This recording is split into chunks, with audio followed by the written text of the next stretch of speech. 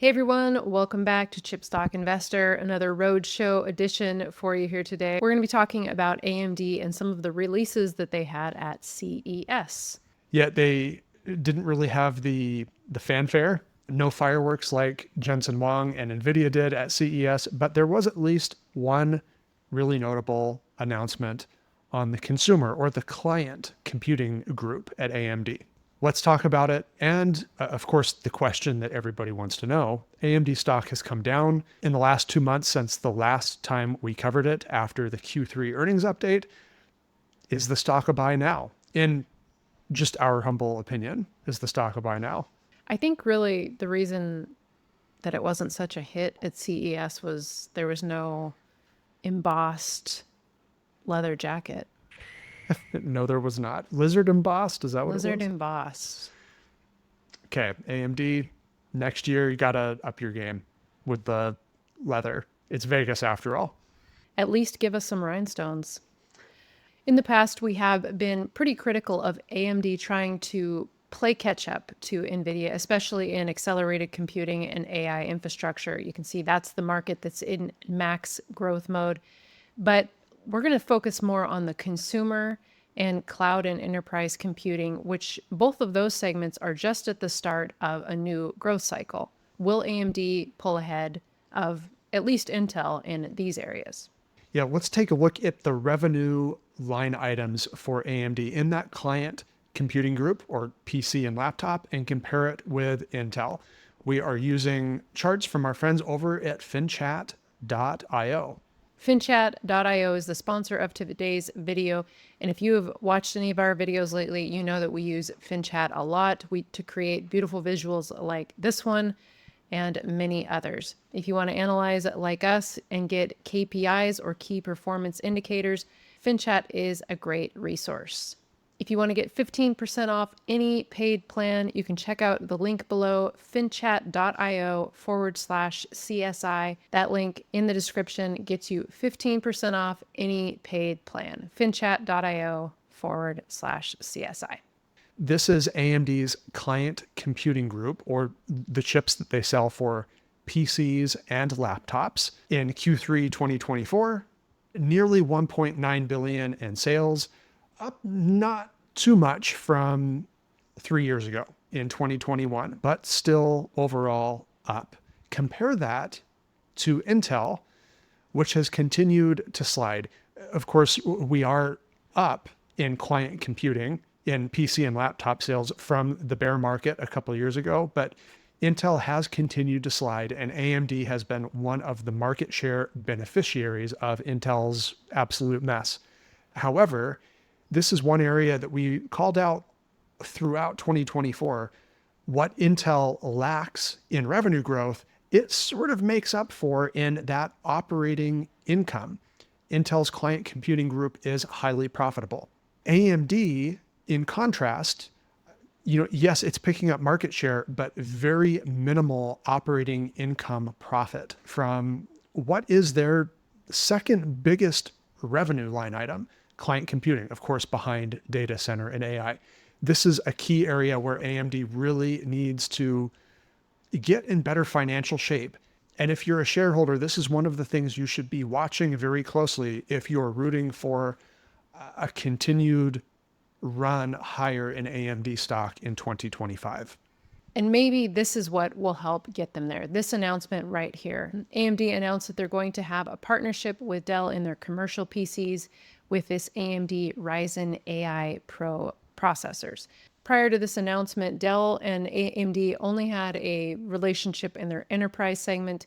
AMD did have some chips in Dell's low-end computers, but there were none in Dell Pro or XPS before this announcement. Up until this point, this has been exclusively within the realm of Intel. Other premium Dell workstations have also skewed towards Intel, and up until about 6 to 7 months ago, some even had the Qualcomm Snapdragon X Elite. But now AMD is getting their opportunity. Now, this is really significant, what Kasey just pointed out here, this CES announcement with AMD and Dell, because Dell is a sizable global PC and laptop business. So just in the Q4 of 2024, tech researcher IDC did say that Dell shipped nearly 10 million PC and laptop units worldwide. That's about a 14.5% market share. Now, granted, this PC and laptop market share isn't as big as it was a couple of years ago in the midst of the pandemic, but it's still a pretty good sized market. So if AMD even just gets a small foothold with Dell, maybe they pick up, an extra 500,000, maybe 1 million of those Dell laptop shipments each quarter, that can kick into some significant revenue for AMD's client computing group. And of course, that would come at the expense of probably, more than likely, Intel. AMD did provide some updates on specifically their PC gaming, but before we get to that, let's talk about the Xbox and PS5 platforms. We're still in the gaming winter, so to speak. A refreshed Xbox Series 10 and PlayStation 5 will likely only get a refresh and some marginal revenue later this year. The wave of upgrades from a few years ago is probably over at this point. But aside from those platforms, there is another lineup of chips that will go into that client revenue reporting segment that could help with AMD's gaming. And I got to say, Nick, it was a little sad when AMD's management was announcing these chips. They clearly wanted people to be pretty excited about these, but it was a really rough crowd. It looked like there was a number of people in the seats, but the applause was very stingy. And there was like not a single ooh or ah, it just made me kind of sad. I think we're probably comparing it to the response that Jensen got, and that's just unfair. These weren't bad announcements. No, they weren't. They were actually really good announcements. AMD announced new desktop processors, new laptop processors. Both of those will be in the client revenue segment, and then some new processors for the handheld segment. That's going to be in the gaming revenue segment. Yeah, for those handhelds, for those of you that are really into what used to be PC gaming, but now can be available on a handheld device, kind of like the Steam Deck, that sort of thing. If you have no idea what I'm talking about, don't worry about it. It's okay. We're talking pretty minimal revenue at this point, but that's what Kasey's talking about with these handheld gaming processors. Just thought I'd throw that out there. What's a Steam Deck? I said don't worry about it. All right. Management had some comparisons of this new AMD 9950 Ryzen chip to Intel's Arrow Lake processor. AMD reported a 20% performance improvement, and they boast that this is actually the best processor with 16 cores. They also will have their Zen 5 HX3D, which will be in mobile devices in the first half of 2025. Overall, in this segment, AMD is really trying to pull ahead of Intel.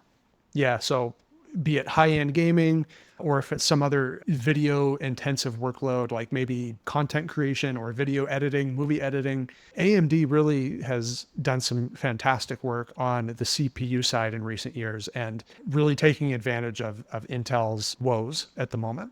During the last AMD video that we did, we'll make sure we link that right here. We talked about how we were exiting our AMD position, and we do still have some AMD in a couple of different accounts, but the majority of it we did exit. But is AMD at a valuation now that we would be interested in re-entering?